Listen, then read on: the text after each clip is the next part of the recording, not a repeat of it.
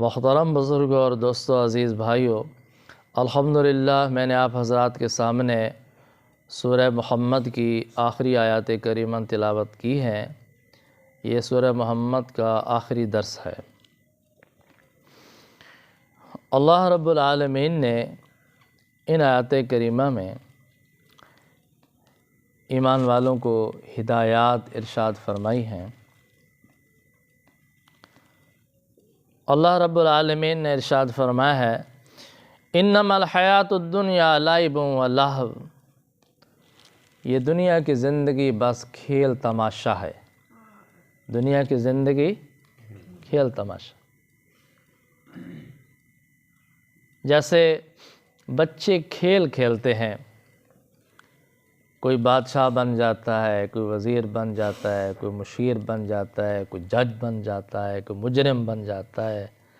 وہ کھیل کھیلتے ہیں، اور جب ان کا کھیل ختم ہوتا ہے تو نہ کوئی بادشاہ ہوتا ہے، نہ کوئی فقیر ہوتا ہے، نہ کوئی مجرم ہوتا ہے، نہ جج ہوتا ہے، ہوتے کچھ نہیں ہیں۔ اللہ تعالیٰ نے ارشاد فرمایا، یہ دنیا کی زندگی کھیل تماشا ہے۔ یہاں پہ بادشاہ ہیں، گدا ہیں، فقیر ہیں، امیر ہیں، عہدے ہیں، منصب ہیں، سردار ہیں۔ اگر ایمان نہیں ہے، نیک اعمال نہیں ہے، موت کے بعد آخرت میں جب پہنچے گے تو پتہ چلے گا کہ کچھ نہیں تھا، نہ کوئی بادشاہ تھا، نہ کوئی فقیر ہے، نہ کوئی امیر ہے، کچھ بھی نہیں ہے۔ ہمارے پاس تو کوئی عہدہ نہیں ہے، کوئی منصب نہیں ہے، خالی ہاتھ ہیں۔ میرے بھائی اور دوستو، اللہ تعالیٰ نے سچ فرمایا ہے، حق فرمایا ہے، انما الحیات الدنیا لعب و لہو، دنیا کی زندگی کھیل تماشا ہے۔ آخرت کے مقابلے میں اس کی کوئی حقیقت نہیں ہے۔ یہ تو عارضی زندگی ہے، فانی زندگی ہے، کچھ بھی نہیں ہے۔ حقیقی زندگی تو آخرت کی ہے۔ پھر ارشاد فرمایا، وَإِن تُؤْمِنُوا وَتَتَّقُوا يُؤْتِكُمْ أُجُورَكُمْ وَلَا يَسْأَلْكُمْ أَمْوَالَكُمْ، اگر تم ایمان لے آؤ، تقوی اختیار کرو، فرمان برداری اختیار کرو، پرہیزگاری اختیار کرو، تو اللہ تعالیٰ تمہیں پورے اجر عطا فرمائیں گے۔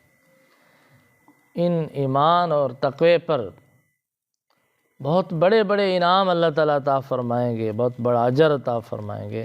وَلَا يَسْأَلُكُمْ أَمْوَالَكُمْ، اللہ تعالیٰ تم سے تمہارے مال نہیں مانگتا۔ اللہ تعالیٰ کو تمہارے مال کی کوئی ضرورت نہیں ہے۔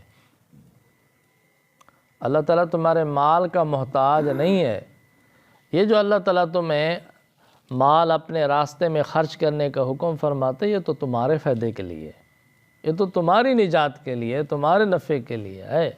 اللہ تعالیٰ کو تمہارے اس مال کی ضرورت نہیں ہے۔ إِن يَسْأَلْكُمُوهَا فَيُحْفِكُمْ تَبْخَلُوا وَيُخْرِجْ أَضْغَانَكُمْ، اگر تم سے مال طلب کرے اور تم سے سارا مال لے لے، سارا مال خرچ کرنے کا حکم دے دے، تبخلو، تو تم بخل کرنے لگو، بخل سے کام لو۔ وَيُخْرِجْ أَضْغَانَكُمْ، اور ہمارے دلوں کی ناراضگیوں کو ظاہر کر دے، دلوں میں جو کراہت ہے، ناپسندیدگی ہے، اس کو ظاہر کر دے۔ ہاں انتم ہؤلاء تدعون لتنفقوا فی سبیل اللہ، دیکھو تم وہ لوگو کہ تمہیں بلایا گیا ہے کہ اللہ کے راستے میں خرچ کرو، دعوت دی گئی ہے کہ اللہ کے راستے میں خرچ کرو۔ فمنکم من یبخل، تم میں سے بعض لوگ وہ ہیں جو بخل کرتے ہیں، اللہ کے راستے میں خرچ نہیں کرتے۔ جب اللہ کے راستے میں خرچ کرنے کا وقت آتا ہے تو بخل سے کام لیتے ہیں، کنجوسی کرتے ہیں۔ وَمَن يَبْخَلْ فَإِنَّمَا يَبْخَلُ عَن نَفْسِهِ، یاد رکھو جو بھی کوئی بخل کرے گا وہ اپنے آپ سے بخل کرے گا۔ بخل کا نقصان اس کی ذات کو ہوگا، اللہ تعالیٰ کو کوئی نقصان نہیں ہوتا۔ اللہ کا کچھ نہیں بگاڑے گا، اپنا بگاڑے گا، اپنا نقصان کرے گا۔ وَاللَّهُ الْغَنِيُّ وَأَنْتُمُ الْفُقَرَاءُ، اللہ تعالیٰ تو غنی ذات ہے، بے پرواہ بے نیاز ذات ہے، تم محتاج ہو، تم فقیر ہو، قدم قدم پہ محتاج ہو تم۔ اور آخر پر اللہ تعالیٰ نے ارشاد فرمایا کہ إِن تَتَوَلَّوْا يَسْتَبْدِلْ قَوْمًا غَيْرَكُمْ ثُمَّ لَا يَكُونُوا أَمْثَالَكُمْ، تو اس سے پہلے اللہ رب العالمین نے مال خرچ کرنے کے بارے میں ارشاد فرما دیا کہ یہ مال اللہ تعالیٰ نے دیا ہے، اللہ تعالیٰ نے مال خرچ کرنے کا حکم دیا ہے۔ اگر اللہ تعالیٰ فرماتے کہ یہ مال میں نے دیا ہے، سارا مال میرے راستے میں خرچ کر دو، تو پھر بھی حق یہ بنتا تھا کہ سارا مال خوش دلی سے اللہ کے نام پر خرچ کر دیتے۔ لیکن اللہ تعالیٰ فرماتے ہیں کہ مجھے تو پتہ ہے کہ آپ میں اتنی قوت برداشت نہیں، اگر میں حکم بھیج دوں تمہارے لیے مشکل ہو جائے، سارا مال خرچ نہیں کرو گے، بخل کرو گے، اور اگر کرنے بھی لگو گے تو تمہارے دلوں میں جو کراہت ہے، ناپسندیدگی ہے کہ سارا مال کیسے خرچ یہ بات ظاہر ہو جائے گی، تمہارے لیے پھر مشکل ہوگی۔ تو اس لیے اللہ تعالیٰ فرماتے ہیں ایک بات تو یہ ہے کہ یہ جو میں نے آپ کو مال خرچ کرنے کا حکم دیا ہے یہ میری ذات کے لیے نہیں ہے، مجھے تو کوئی ضرورت نہیں ہے، یہ ہے تمہارے فائدے کے لیے، اس کا اجر تمہیں ملے گا، نفع تمہیں ملے گی، برکات تمہیں ملے گی، نجات تمہیں ملے گی۔ دوسری بات یہ ہے اللہ تعالیٰ فرماتے ہیں کہ ہم نے سارا مال بھی خرچ کرنے کا حکم نہیں دیا، ذرا غور کریں، سارا مال خرچ کرنے کا حکم نہیں دیا۔ زکوٰۃ ادا کرنے کا حکم دیا ہے، زکوٰۃ کتنی ہے؟ 40%۔ زکوٰۃ کتنی دینی ہے؟ 40%۔ وہ بھی ایک مقرر نصاب ہے، اور اس پر پورا سال گزر جائے، نصاب نہ ہو تو پھر بھی زکوٰۃ نہیں ہے، نصاب پورا ہو اس پر سارا سال گزر جائے، پھر سال کے بعد ایک مرتبہ ہوگی زکوٰۃ۔ زکوٰۃ کتنی ہوگی؟ 40%۔ 40 روپیوں پر 1 روپیہ، 40 پر 100، 40,000 پر 1,000، 40 لاکھ پر 1 لاکھ۔ 40 لاکھ تمہارے پاس ہے، 1 لاکھ زکوٰۃ دینا پڑے گا، 39 لاکھ تمہارا ہے، اپنی مرضی سے خرچ کرو۔ یہ کون سا مشکل تھا؟ عشر کا ہے کہ برانی جو زمینیں ہیں ان میں 10واں حصہ ہے، جو نہری زمینیں ہیں ان میں 20واں حصہ ہے، 10واں حصہ اور 20واں حصہ۔ برانی میں 20 بوریاں ہوئیں، 1 بوری اللہ کے نام پر دے دو، 19 بوریاں تمہاری۔ نہری رقبے میں 20 بوریاں ہوئی ہیں تو وہاں پہ عشر 10واں حصہ ہوگا، 10 ہوئی ہیں تو 1 بوری اللہ کے نام کی۔ تو دیکھو اللہ رب العالمین نے بہت آسانی والا معاملہ فرمایا ہے، بہت آسانی والا معاملہ فرمایا ہے۔